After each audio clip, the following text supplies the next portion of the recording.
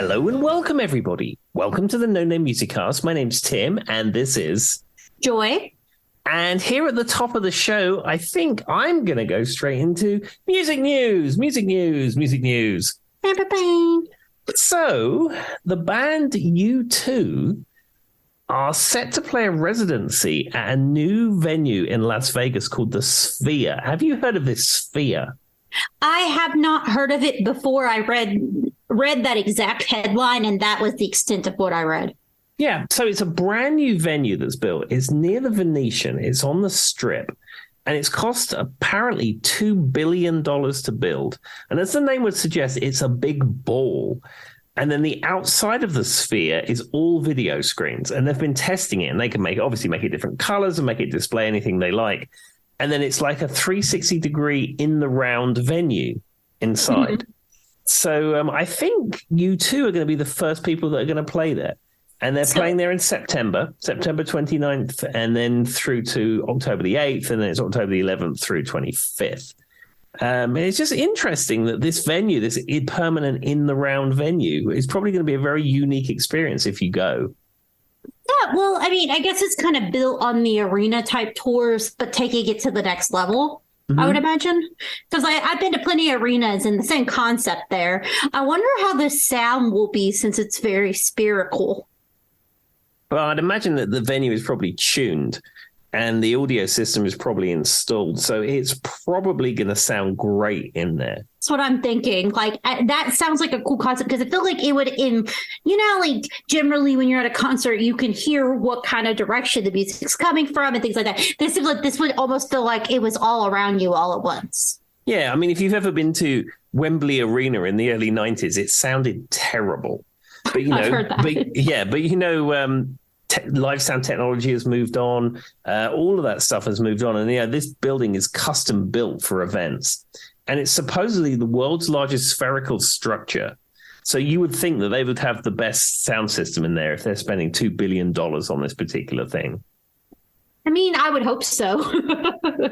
I would be sad if it wasn't. That would be cool, though, but I can't even begin to imagine how much those tickets are going to cost. Well, they were talking about them, and The Edge on here was talking about how he was trying to keep the price reasonable. They said the bulk of the bulk of the tickets are going to be less than $300 each, because obviously that's reasonable. Yeah, I mean, okay. I mean, compared to some of like the Taylor Swift tickets that people were spending $10,000 on or something ridiculous. Yeah, I guess it could be reasonable. I mean, it says that the base ticket price is $140 and 60% of the seats will be under $300. And if you subscribe to u2.com, you get some kind of special code where you can get the tickets first and they're non-transferable or something. But you know that the evil overlords at Ticketmaster are going to get involved in this. And then if you want to go and see U2 at the Sphere just because you happen to be a U2 fan, the tickets are going to be $2,000 each or something stupid.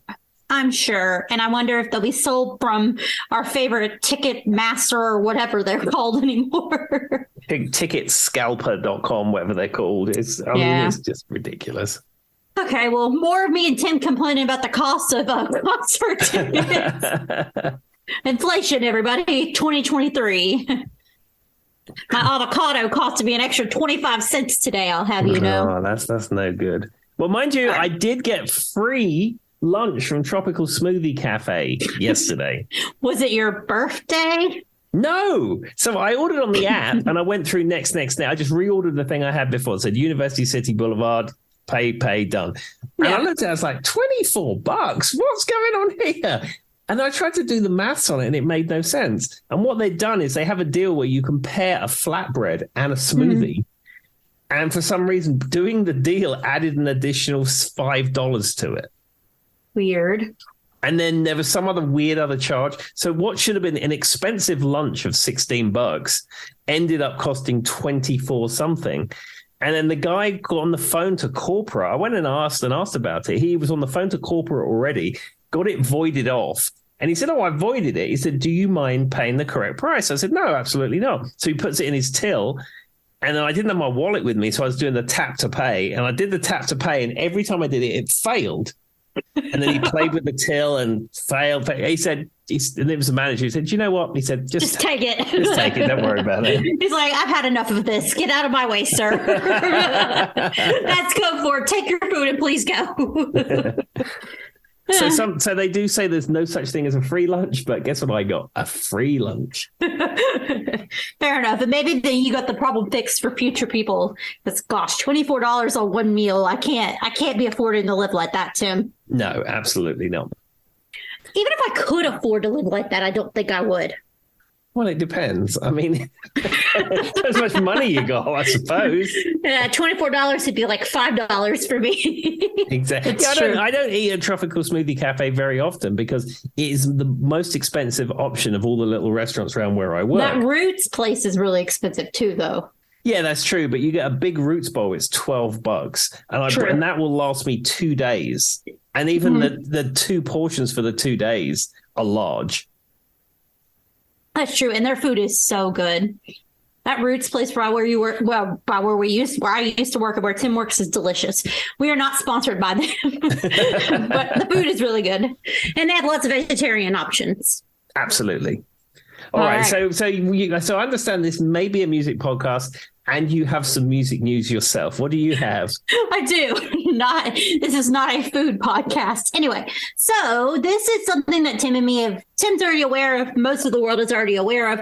We are recording this at the end of April, but you won't hear it for like a month and a half or something. Anyway, today it came to light that Freddie Mercury's possessions are being sold by Mary Austin. And for those who don't know who Mary Austin is, she was his girlfriend that, he kind of had like a thing back and forth with. They remained friends his entire life. When he came out as bisexual, that's who he was with. And they broke up. She thought he was cheating on her, but, he was also just struggling with his own sexuality. It was a whole thing. Mm-hmm. So if you've never watched the movie, go back and watch it. Give it a Google, Mary Austin, if you're not familiar with her. Basically, she was his lifelong friend. She flew out, I think, when he passed away. It was near him pretty consecutively to the end of his life. Mm-hmm. And they remained very close. Well, he left his house, right, and most of his belongings to her. That's correct, yeah. She is selling them now. I don't know how I feel about it. She was quoted as saying, "For many years now, I've had the joy and privilege of living surrounded by all these wonderful things that Freddie sought out and so loved. But as the years have passed and time has come for me to make a difficult decision to close this very special chapter in my life." She's kind of framing it as a way of, you know what I mean? Like ending that story for her, like closure. Mm-hmm. I don't know. How do you feel about it, Tim? Well, I read through the article that you sent me earlier on today, and I've had an opportunity to digest it. I think she probably just needs the money. And I mean, I'm reading just between the lines that she is giving a proportion of the proceeds of the auction to the Mercury Phoenix Trust for AIDS research and also to Elton John's charity, I believe, for AIDS as well. Correct. So that is admirable. But it's not everything. It's just it's at a proportion of the sales. Now, if she was true to her word, she would be auctioning off those items and not making a penny out of it. But the fact that she's going to pocket some of it suggests that she probably is doing it for the money. I'm kind of on the fence about that. And then when you read it, so they're saying that this is expected to generate $7.4 million up to, of course. It's just an estimate. It says some of the profits. It kind of bothers me that there's not a specific amount she's giving as well. Do you know what I mean, Tim? Like just some of the profits could be $5, could be $5 million. It's really hard to tell with the way that's stated. Yeah, if it said the bulk of the profits were going to those charities, it's said to me, the cynical me thinks that she needs some money. I mean, everybody needs money, and I don't know what Mary Austin does day to day. And maybe she's broke and she needs some money, and this is the last thing she has to try and keep herself afloat. And if that's the case, I mean, you do what you have to do.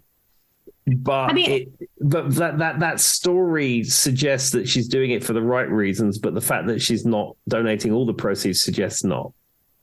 Yeah, and so just so you guys know, when Mercury died in 1991, he left his London home, garden lodge, and all of his contents, so everything in the house, to him. They said that she's kept the building and the collection exactly as he left it for more than 3 decades now. And there's about 1,500 pieces that will be on exhibit in London, New York, LA, and Hong Kong before 6 auctions take place in August and September. Absolutely. I mean, I'm sure because Queen is so hot, I'm sure that though whatever gets auctioned will exceed all of that. You know, the original handwritten draft of Killer Queen or something. And I think his crown that he used to wear on stage when they used to close their shows, I think that's up for auction too. And it's lots of other personal items like that. I mean, it will break records and it will make so much money. My only hope is that, like, the people that it goes to, you know, treat it with the respect it deserves and that. And then it would be kind of cool, though, Tim, since they're doing like an expedition, like you can go and view all the pieces. That would be cool to go see all of the pieces before they go up for auction. Sure. I wonder, did it say where it's going to be shown? London, New York, LA, and Hong Kong. Yeah, well, it'll be Sotheby's or Christie's or whoever's doing it. And then they'll have a viewing gallery or something like that. So, same when they auctioned Dave Gilmour's guitar collection off. Yeah, I mean, that part would be fun. I felt like it would be nice. See, I almost feel, in my opinion, I wish she would almost like do kind of like what Elvis and what Prince's house it became in some way, in the sense where they've kind of like opened it up to the public to go look around and you make some money off the profit from that, but it still keeps it in its like containment. Yeah, but she I understand she lives at Garden Lodge. Well, that's weird. But I mean, there's the other estate, right? His London home. That is his London home, Garden Lodge. Oh, it said London home, Garden. Oh, okay. I see how it's written. Never mind. I thought they were 2 separate things. Yeah. Sorry, guys. I didn't know that's what it's called. Yeah, I've been to Garden Lodge. When I went on a Queen fan club tour in the early 90s, they used to take you to Garden Lodge. Obviously, you couldn't go inside, but that you could pull up outside and say, this is Garden Lodge, and this is where Freddie Mercury used to live. I read that it's 2 different things because the article has a comma between them. I thought maybe it was just a separate house, but apparently Garden Lodge is his London home, everybody. I did not know that. There we are. Queen superfan checking in. I just don't know why is it called. Do you know why it's called Garden Lodge? I don't know. It's probably the name of the house when he bought it. Do houses in England have names? Big, expensive, posh, fancy houses do. Do houses in America have names? What, Graceland? Oh, yeah, Neverland. Yes, they do. We literally just talked about Elvis and Prince's Place, and they both have names, Joy. Okay, well, off to a good start, everybody. Just weird. I mean, I don't really name my houses. I know people name their cars and boats a lot. I guess if your house is under $1 million, you don't get to name it. I'm not probably going to ever live in one of those houses, so I never have to worry about it. No, my house just has a regular street address. It doesn't have a name. I love how you looked at me and went, Graceland, you literally just said that out loud to me. Anyway, all right, we're going to move along for that. And it's my topic. Yay!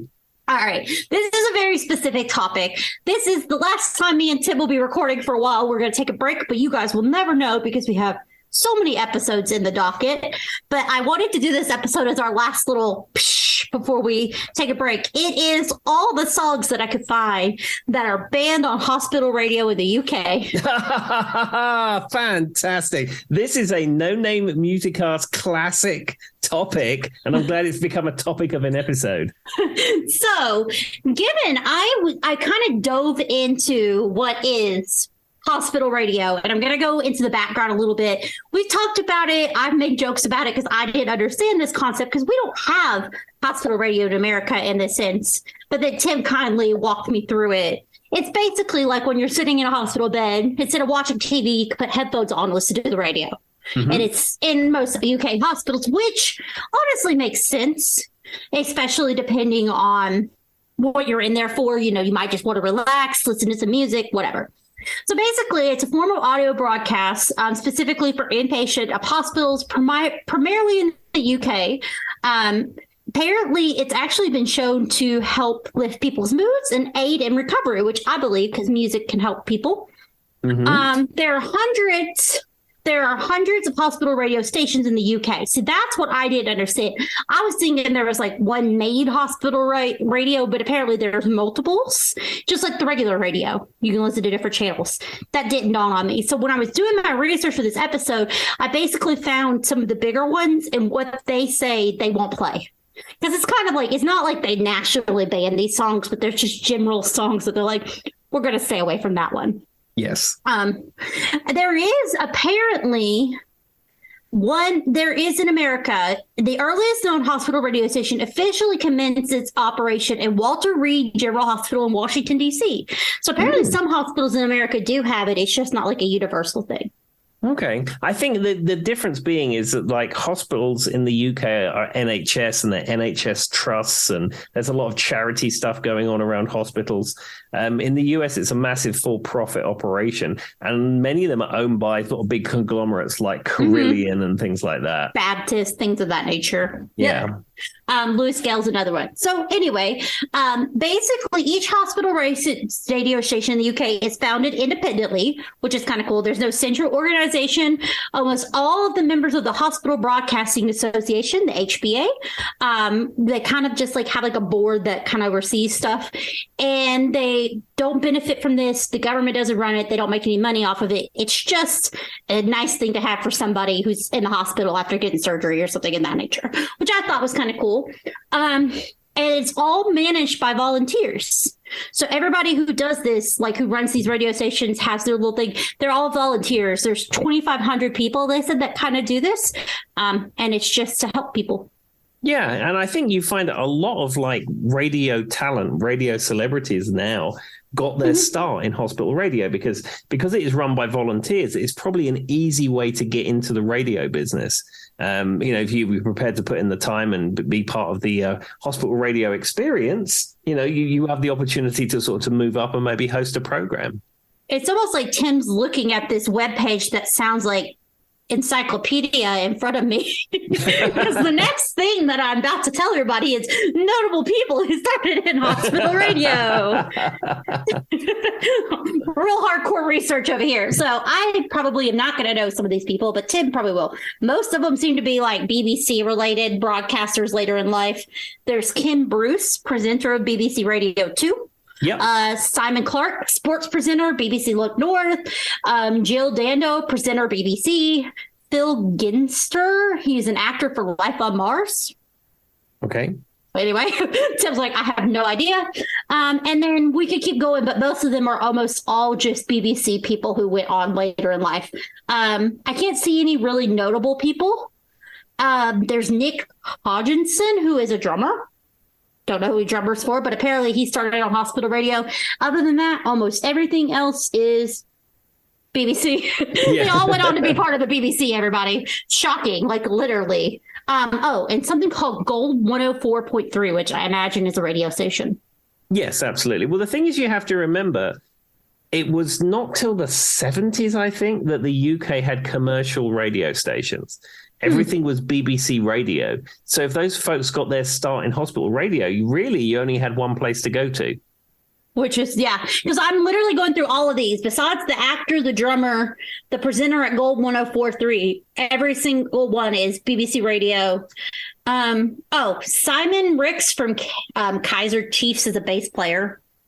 Okay. I don't know what Kaiser Chiefs is, but there you go, everybody. If you worked at hospital radio at one point in time in your life, you probably worked at the BBC as well. Yeah, the Kaiser Chiefs, they're a band. I've heard of them. I mean, I may have heard of them, but I don't recognize the name just like on paper. But what I was getting at, though, is Tim's right, because they're all volunteers. This is a great way for you to get your start at presenting and doing your own radio station and then moving into a career like the BBC would be. Absolutely. Now, I think a lot of these hospital radio stations, I'm probably preempting your Wikipedia document, but a lot of these hospital radio stations are now broadcast online.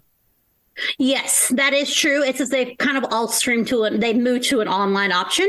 So they did say that they do keep it powered by AM, FM, but most hospital radio stations are now broadcast over the internet.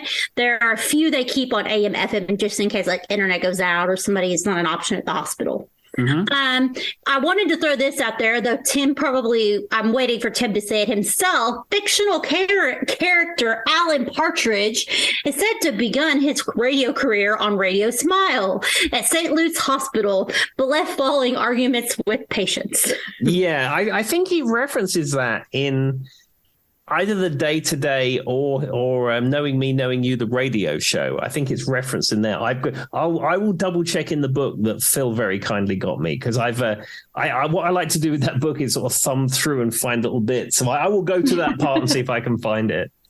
All right. So and this is kind of funny. So Top Gear, the TV show about cars from the UK. I'm sure Tim's seen Top Gear before. Apparently, they made a reference to hospital radio on one of their shows, and they talked about two notable songs that are on my list that you can't play at the radio. I'm just throwing them out there. I thought they were funny. The Verbs, The Drugs Don't Work, and Cuddy Cruz, I Just Died in Your Arms. Yeah, I would imagine they're not ones you should be playing. Yeah, those were not on my list, but I just thought that was a funny thing. There is a very long list. Like, there's a long list of hospital radio stations, but it just seems like there's a little bit of everything. I mean, most of them have very generic radio names, but if you want to find out more or you want to listen online, you can listen into UK hospital radio online now because it's all over the internet. Absolutely. And as far as I know, Frimley Park Hospital, where Sarah works, I think they have Radio Frimley Park, I think. Yes, they do. And she actually talked about that to me one day, but I saw it on here. I was looking that up because me and her were chatting about it. She laughed at my inability to know what. And she goes, yeah, my hospital has this. It's radio and it's on this list. And look, there's Northampton. I've heard of that place before. Tim said those words. There we are. I've also appeared on Radio Way. And Radio Way is the hospital which is connected to West Middlesex Hospital. I love how this is like the hot topic. What radio station is connected to what hospital? Somebody out there's going, okay, let's get to the meat. All right, so here's the funny thing. And some of these are going to be very obvious. Some of them won't. Some of them are going to be funny, obviously. But the first one is Bye Bye Baby by the Bay City Rollers. Yeah, I can see why you probably wouldn't want to be playing that, especially if it's a maternity ward. Bye Bye Baby. I mean, no. Well, I feel like anything that says bye bye in general is probably a no. But for those who don't know, it literally says bye bye bye, goodbye, bye bye bye bye bye, bye bye baby, don't make me cry, bye bye bye. Bye bye. Yeah, you're in the maternity ward. You know, it's touch and go whether something devastating is going to happen to you and your family, and you're hearing "bye bye baby, baby." It's like, no, you don't want that. Well, and upon looking at this, I'm familiar with the Bay City Rollers. They're pretty much, a universally popular band from the 70s, and I've heard this song many times. But I don't think I ever realized that there's literally like 5 song lyrics to this song that aren't by. Like, there's a part, it's like, if you hate me after what I say, can't put it off any longer, just gotta tell her. And then it goes right into bye bye bye. Then there's another version about being married, and then another version about there's a wedding ring on my finger, and then it's just 3 verses of him saying bye. It was throwaway pop from the 70s. It's not Bohemian Rhapsody. Not by any stretch. But I mean, and they did the classic, let's rhyme the same. Let's end every sentence with the same word so they all rhyme. Do you know what I mean? This one crashed me up too. Wish I'd never known you better. Wish I knew you before I met her. Gee. That doesn't even rhyme. But then it goes, how good it would be for me. So they wanted that line to rhyme with me, so they put, I wish you would have known me before I met her. Key. How good it would be for me. Quality rhyming skills, Bay City Rollers. Anyway, all right. So that is the first one. It is pretty obvious. For those who don't know, Bay City Rollers are a Scottish kind of like pop rock band, I guess you would put them. And they were popular in the 70s. Yes. All right. So here's a great one that Tim will know a lot about. Who Wants to Live Forever by Queen. Yes, song written by Brian May, taken from the song Highlander, features Brian May on lead vocal when it opens. He obviously plays lead guitar on it. The video, John Deacon is playing a white stand-up bass, which is the only time he's ever been pictured playing a stand-up bass. Yes, you probably don't want to be playing that in a hospital environment, I don't think. Well, that is one that my husband listens to a lot. He likes that version, and he likes the version from that Italian opera singer. I can't think of his name, Andrew Boricelli or something. Mm-hmm. He does a version of that Charlie listens to a lot, but he listens to both the Queen version and that version, depending on his mood. But I mean, the thing about it is there's a line in there that I know it says there's no chance for us. That seems like something I don't want to hear when I'm going into open heart surgery. No. Like, just a theory. Now, to be fair, the song lyrics in this one are much better. He rhymes lips with fingertips.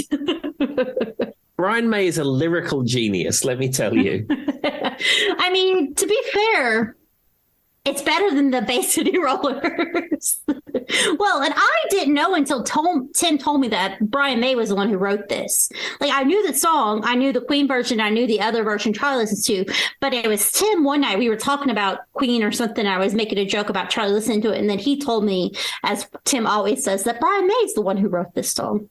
Yeah, because that song appears in the Bohemian Rhapsody film in a sort of very emotional scene where Freddie finds out he has AIDS and he hasn't got long to live and all this kind of stuff. And then they play Who Wants to Live Forever. And sort of the new Queen fans that I know would say, oh, yeah, it's such an emotional scene. And when Freddie wrote that song, I'm sure he was doing it. And I said, Brian May wrote it. It's from Highlander. Hold up. Tim's like, we're going to stop right there. But yeah, I don't know that I knew that either until you told me. I mean, I knew of the song, but to be fair, I don't think that I assumed Freddie Mercury wrote it. I feel like that's one thing that is a misconception with Queen as a whole. Because Freddie Mercury is a superstar, he died at a young age. He was phenomenal and just such a spirit on stage that sometimes the rest of the band members get forgotten. That's true. And the other thing is, like, very early Queen albums, well, up to about the point where they knew Freddie was sick, they used to share lead vocal duties on albums. All of the early Queen albums had Roger Taylor and Brian May lead singing at least 2 or 3 of the songs. And it was only when you got sort of towards, the last few albums that they stopped doing that because they felt they only had a certain amount of time with Freddie left and they wanted to maximize using Freddie for vocals. And in fact, I had the Miracle album box set as a gift for Christmas, and it has lots of interviews of that era. And they didn't say that Freddie was dying or that he was ill. But they said, oh,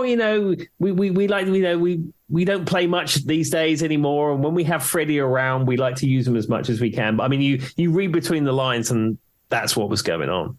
Well, and they said that, there was a lot of sights of him. Like there was pictures of him in front of, what did you say, his garden, his London house? Garden Lodge. Garden Lodge. Like, there's like the famous pictures where the paparazzi kind of saw him looking a little rough, different things like that. It wasn't hard for people out there probably to figure it out. No, it was tabloid newspaper fodder at the time, and it was terrible. I mean, goodness me, give the man some dignity. I mean, just let him, die in peace. Don't hound him with paparazzi all the time. Well, and I think that that was just a really bad time coming off the AIDS epidemic as a whole. And so if you've never really looked into the AIDS epidemic, it was a very sad time. And it felt like some of that, they were playing off that hype, you know what I mean? In some way. And so that's why the paparazzi was doing it. Gross paparazzi. In the UK paparazzi, they seem almost worse than the American paparazzi. Oh, by a huge degree. I mean, so, National Enquirer, what have you, TMZ now is probably just as bad. But I mean, the UK tabloid newspapers, The Sun, The Mirror, The Star, those newspapers, their journalists were terrible. And it was, everything was trial by media. A TV star would be, I don't know, got done for drink driving or something. I don't know, some kind of thing. And then it would be on the front page of all the newspapers. And then they'd just try and get that person right down, and then they would get fired, and it was terrible. I mean, and to be fair, one of the largest conspiracies, though Tim's convinced that he knows exactly what happened. I mean, Princess died. Like I mean, she literally died at the hands of the paparazzi. Yeah. I mean, I don't know how more gross you can get, but from what I get is, and I know in America, there's been a big movement to like keep children out of the paparazzi. So there's a big movement right now, and some news stations are doing it and some aren't. Like celebrities' children's are just like off limits completely. Mm-hmm. And I'm like, of course they should be. Sure. Why do we even have to say this? Like, ridiculous. But anyway, so yeah, the UK paparazzi, though, you guys, I mean, they kind of have a big stain on their name when Princess Di. Sure. And you know, and there's 1,000 other instances before Princess Di. See, and I don't even know what they are. I just know hers, and that, you know, that's the American that I am, but I'm sure. But yeah, the UK tabloids are funny. If you've never went on and looked at them, they kind of make me laugh. I'm not going to lie. The Sun specifically is hilarious. Yeah, I mean, one thing about the Sun is like the gutter press. But I remember at school when media studies, we were looking at newspapers, and they said typically, you know, before the internet and things like that, the Sun was the newspaper that had the most up-to-date news because they had the highest circulation. They had the highest amount of printing presses and logistics chains, so they could get news from the newsroom to print quicker than anybody else. That makes sense, though, why they would go to kind of a tabloid thing because they could get it out before everybody else. Yeah, but it's still the gutter press. All right, moving on. Back to the music. So that's what I thought was funny because both versions of this song are banned on most UK hospital radio stations. It's Tragedy by the Bee Gees and Steps. Both versions have been said you can't play that one on the radio. Yeah, well, both versions are incredibly similar. It's not like Steps is a reworking. Steps is exactly the same. I just thought it was funny that the article specifically said, well, you can't listen to either. You see, I remember when the Steps version came out, because, you know, me and Brady were just talking about, my twin sister is out here, that's called Seven Steps. We loved all those kind of bands. And I remember on, I don't know what it was. It was like Disney or something, ABC Family, one of those kids kind of things. It would come on between different shows, like during the commercial break, they would play their version of it. And like, it's like a girl in like a ball gown, you know, and she's sitting there singing about this tragedy. And I remember the first time it came on, my mom looked at me and was like, I know they are not doing what I think they're doing. I was like, yeah, mom's like, because my mom, you know, is a huge Bee Gees fan. So I'm well familiar with the song Tragedy. And she looked at me and she just rolled her eyes and walked off. Because like, I think I own the album that this was on, because it was like, probably the Step One album, which I think also had the 5, 6, 7, 8 song me and Brady were talking about. I think I own this version. But for those who don't know, and the reason that the song is probably banned is it literally says the word tragedy like 10 times. Mm-hmm. And once again, if you're going into heart surgery. Yeah, it's not like they're alluding to a concept. They're very clear to say, tragedy!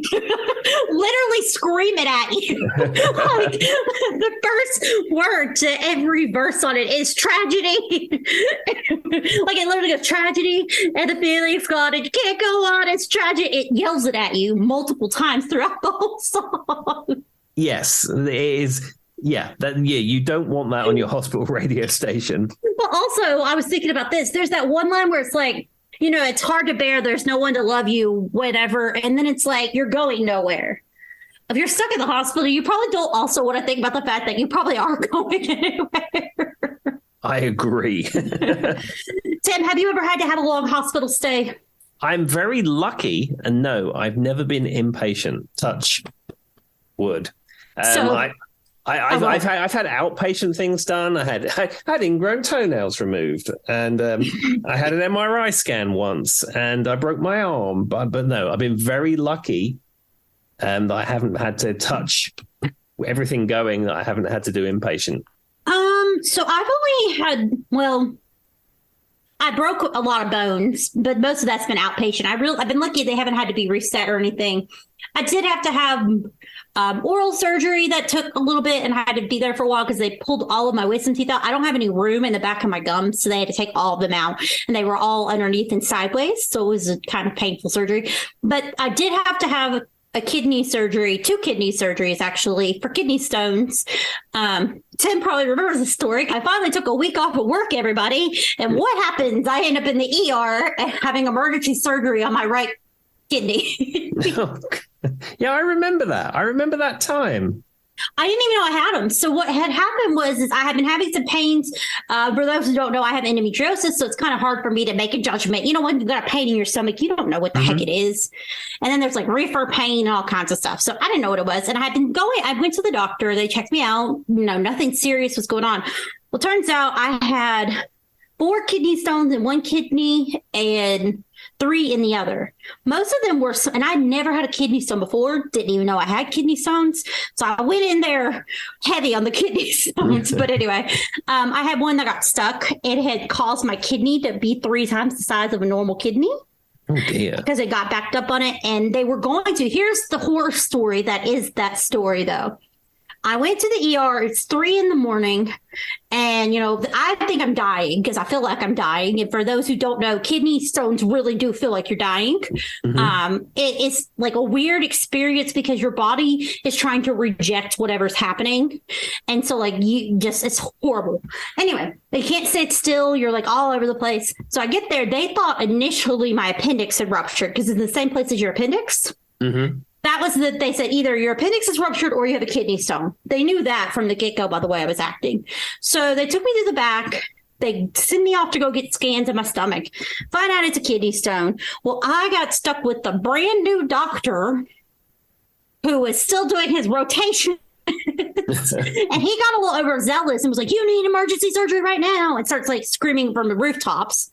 So then the other doctor was like, "No, she doesn't need emergency surgery right now. Probably not. Let's call the urologist and check." Well, they call the urologist at 4 a.m. and he's like, "Nah, she can wait till Monday."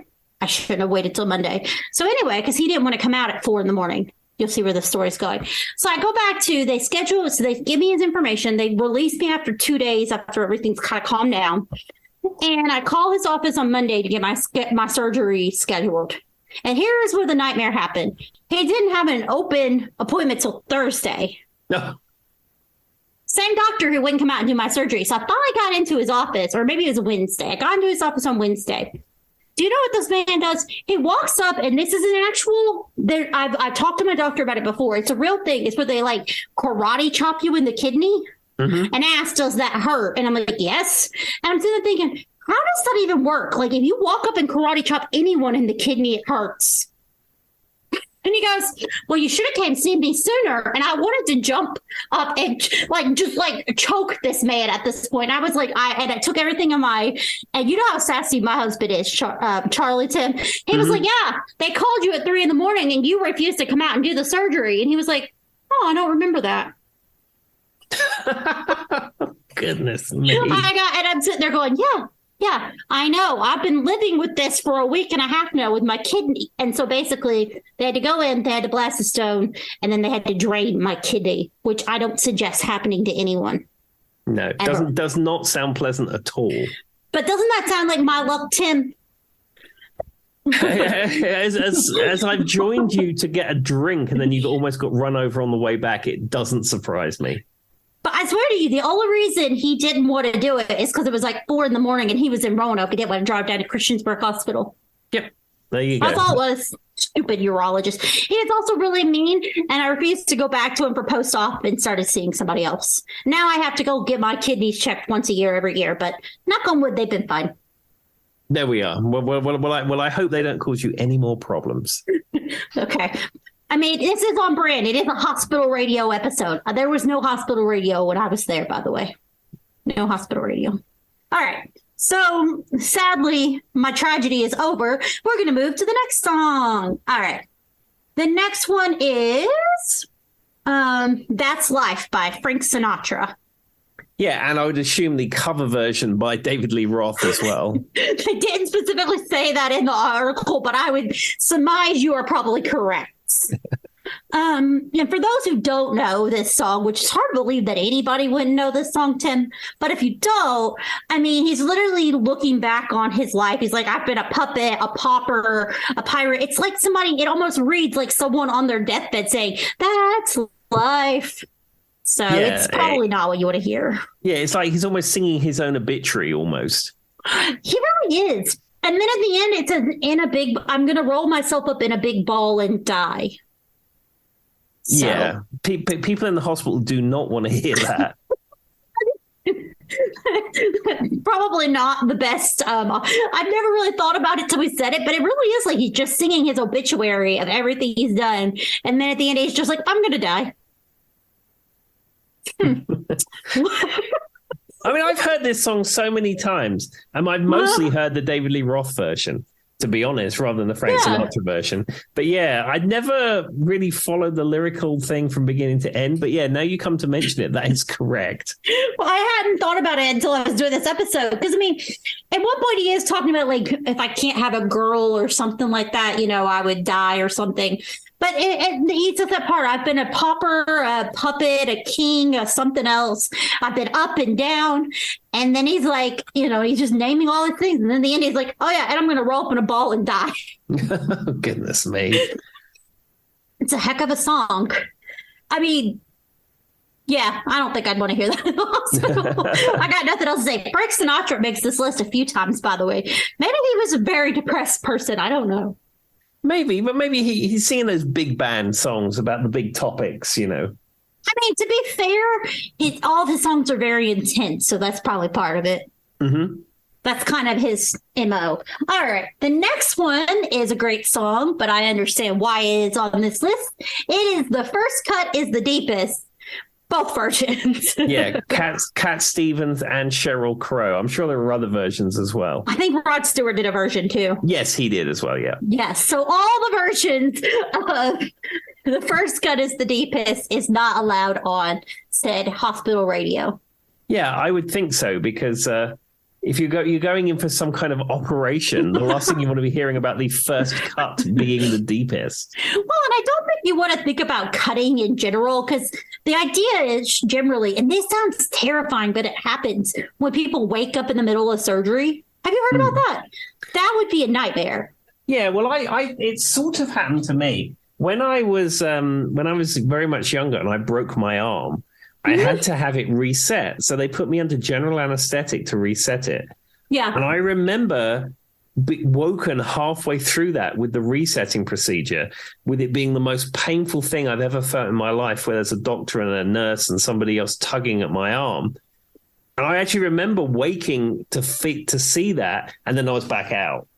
See, I feel like that. I mean, that sucks. But I'm thinking, like, imagine if, like, you're cut open. Like, think about, like, a female's, like, a C-section or something. Like, where they cut you, like, and you look down and see that. I think they're a lot awake when they do C-sections. But anything where you're cut open, and, like, if you woke up and seen that, I don't know how I would react to seeing my own body cut open.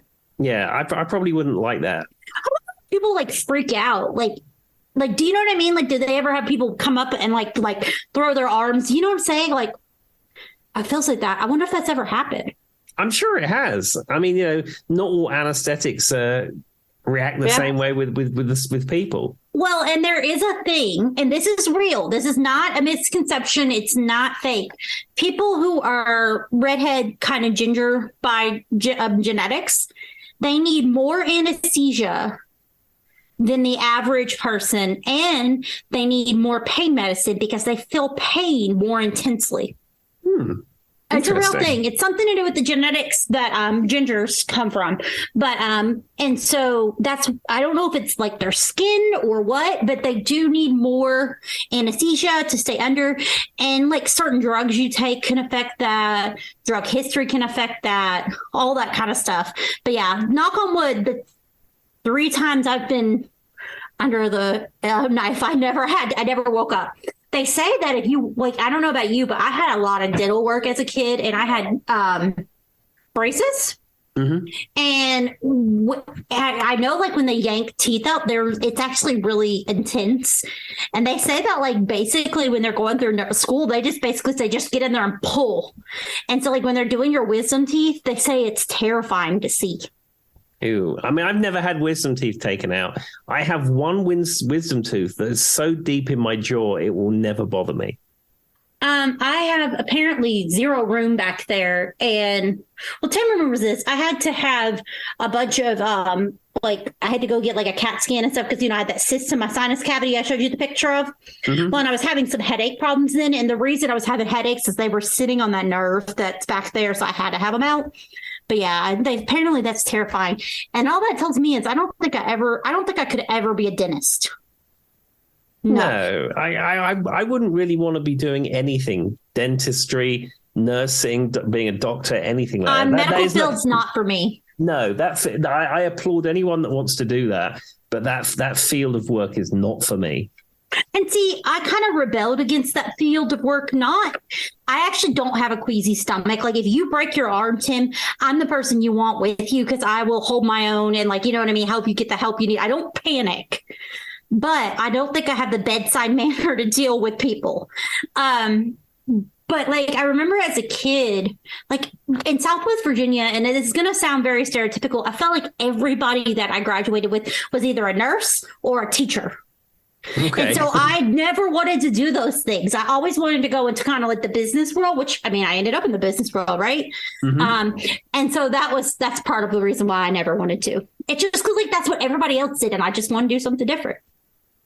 I just wanted to be a rock and roll star, which is all I ever wanted to do. I wanted to be a lawyer. I still kind of want to be a lawyer. I feel like that's probably my top. The other thing I really, really, really wanted to do at one point in my life was become and that's why I studied psychology. I wanted to work for the FBI and do the criminal analyst type stuff, the profiling. I always thought it'd be super fun to be a profiler. Very ambitious. When I was super young, I wanted to work at McDonald's because it meant you got free food. They probably don't even give you free food anymore. Anyway, all right. So the next one is multiple versions of this song, but Tim's heard these words before. Knocking on Heaven's Door.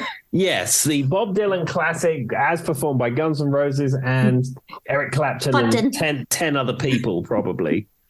And to be fair, it's pretty obvious as to why you don't want to hear Knocking on Heaven's Door when you're in a hospital. Yeah, funnily enough, they want to hear it in lots of bars I play, and I think it's old and tired, but people seem to really like it. But yes, in the hospital environment, you probably don't want to be hearing that. This is another lyrical masterpiece, by the way. It's literally ooh, ooh, ooh, like two verses, and then Knocking on Heaven's Door on repeat. Boys, Mama, take this badge off of me. I don't need it anymore. It's getting dark. Too dark to see. Feels like I'm knocking on heaven's door. And then there's that line about Mama put a gun to my head or gun in the ground. My gun's in the ground. Yeah. So it's really just not a positive song because you can't. I don't know what exactly Mama put my guns in the ground is supposed to mean. I know he says I can't shoot them anymore. But anyway, but then it's literally, other than that, it's just knocking on heaven's door. Well, I'd imagine that he's maybe on his deathbed and he can't use his guns anymore because he's about to go. So you might as well just bury them in the ground. They're no good to me anymore. Maybe that's why I wanted his mom to take the badge.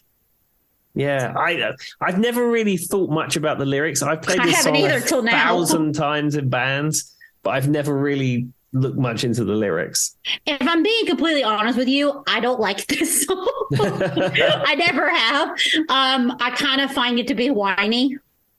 Yeah, Dylan is kind of whiny, and Dylan, as I've said before, Dylan sounds like a vacuum cleaner. Oh yeah. He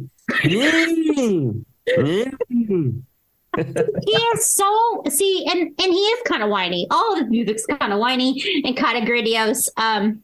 But he is a good songwriter. Oh, I mean, the songwriting prowess of Bob Dylan. I mean, it's amazing, and his music has been interpreted by all these different people. He's a legend. But as Hannah will tell me, a little bit of Dylan goes a long way. He's a lot like soy sauce. Yes, I can agree with that. I agree. Or salt. Yes, just like a little bit of salt. Because everybody knows, the times they are changing, blowing in the wind, handle with care, Mr. Tambourine Man. Those are all written by Bob Dylan. Sure, and have been redone like a Rolling Stone. I mean, we could be here all week if we wanted to do a Bob Dylan episode. I don't know why we haven't, actually. He's one of those artists, though, that Tim's right. Like, I like a song here from him and a song there from him. I will say, the one song that I love and the one Bob Dylan song I seek out on the regular is Hurricane. Mm-hmm.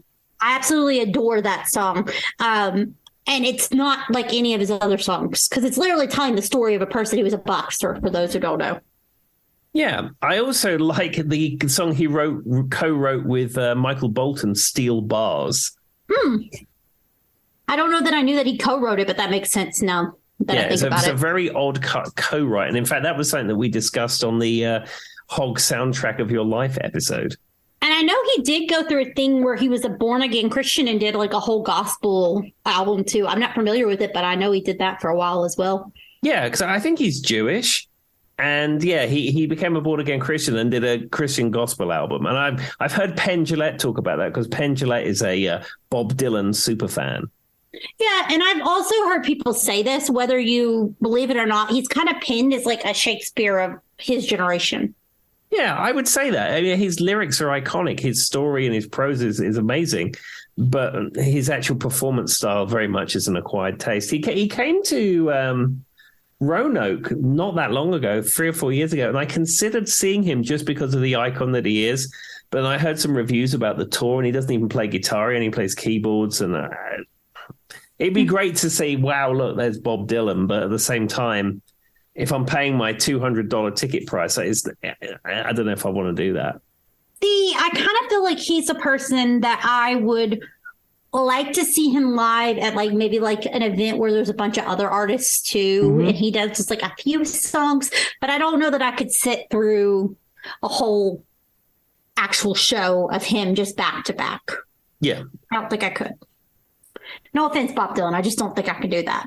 Not that like I have any room to talk. Lord knows we've talked about my songwriting skills. They're not good, everybody. All right.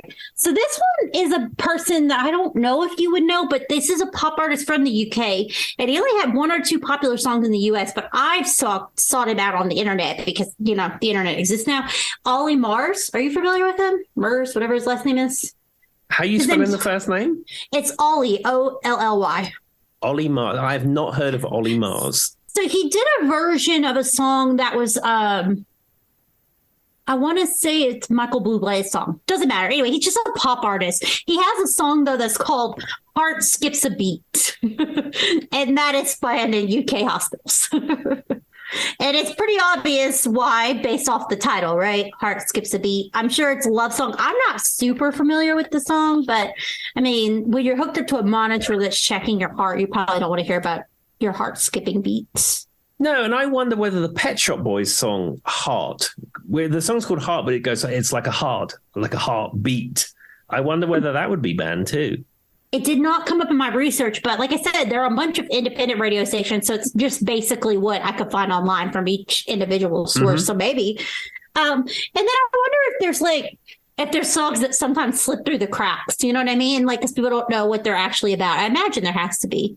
Well, I think, not that long ago, people were playing CDs on radio stations just generally, and certainly hospital radio broadcasters would often get secondhand equipment from regular broadcasters, because they don't really have a budget because it's all volunteers. So a lot of like big commercial radio stations would give their old equipment to hospital radio broadcasters. Yeah. So I think the way that technology has moved along now, I'd be very surprised if they're playing physical media. They're probably playing MP3 files from some kind of music server type thing. And I bet all the titles that you can't play are not loaded into that system. That makes sense. So that Ollie Mars, the person, or Murs, I don't know if you said Mars or Mars. I just know his first name's Ollie. He had this song called Dance With Me Tonight that was super popular in the early 2000s that kind of became a hit in America. But other than that, most of his songs were popular in the UK. And he was from X Factor. I know that much. Okay. Anyway, doesn't really matter. But yes, the lyrics of his song, though, I did look them up because I was curious because I didn't know the song. The first line says, "My heart skips, skips, skips, skips, skips, skips a beat." That's the very first line. Yeah, The cardiac ward of the hospital doesn't need to be listening to that. Now, another one that I'm sure Tim's familiar with, it will not be shocked at all. It is my favorite Hall and Oates, and it is She's Gone. Yeah. You don't want to play that. It's horrible to think about, but I mean, it's obvious why that one's not on there.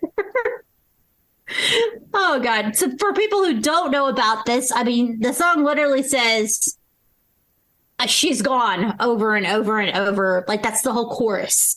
It's not about, like, what went wrong. She's gone. She's gone. She's gone. I mean, I don't really remember. I do think there's something about let the carbon in the monoxide choke my thoughts away or something like that. There's a line like that. And then it's like, she's gone. So, you know, that's probably not hospital appropriate. No, absolutely. But on a similar but unrelated topic, are you aware of the Hall and Oates emergency hotline? No. So this was set up a number of years ago. Okay. And if you have a Hall and Oates emergency that you desperately need to hear Hall and Oates, you can call a telephone number and it will give you like 5 songs that you can choose from. Now, it's an electronic voice that does it, and it does sound a little bit 80s, early 90s, but this phone number has been running for years. Like, I've just pulled up the number so I could tell everyone, but it's it was talking about it in 2011, and it is still going. Okay. So go ahead and tell them the number, Tim, and then I will say what I'm going to say about that. Okay, so if you have a Hall and Oates emergency, because many people do, I mean, you might be sitting around and you're like, I need to hear Hall and Oates now. What you do, it's a US number. So if you're calling from outside the United States, you'd have to put a 1 in front of it, and it'll be 719-26-OATES, OATES. Now, if you're not familiar with how to dial letters, it would be 719-266-2837. And then you call that number, and your Hall and Oates emergency, will be completely taken care of. See, I find that humorous because of any band in America, at least from an American here, you could turn on the radio station at any time, and if you flip through enough channels, you are going to find a Hall and Oates song. They have, I mean, I don't know what, probably hundreds at this point, it feels like, of singles that are hugely on every radio station since the beginning of time, Tim. I don't know when you can't. I mean, I can't go for that. You make my dreams come true. Say it isn't so. Man eater. Well, I tell you what, Joy, this is going to be a No Name Music Cast exclusive. I'm going to dial this number live on air. There we go. 719-266. 2837, and I'm going to put it on speaker. Welcome to Hall and Oates, your emergency Hall and Oates helpline. To hear one-on-one, please press 1. To hear Rich Girl, please press 2. To hear Man-Eater, please press 3. To hear Private Eyes, please press 4. I need Private Eyes. I was thinking Man-Eater or Private Eyes, Tim. There you go. Sorry, I didn't get your response. Oh. We are sorry. An application error has occurred. Oh, no!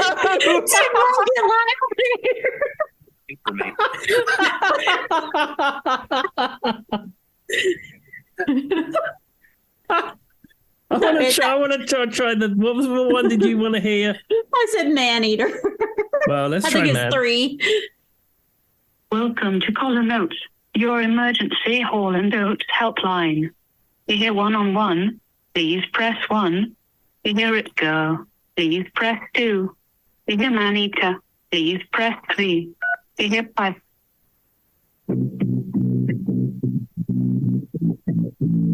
All right, Tim, turn that off for copyright.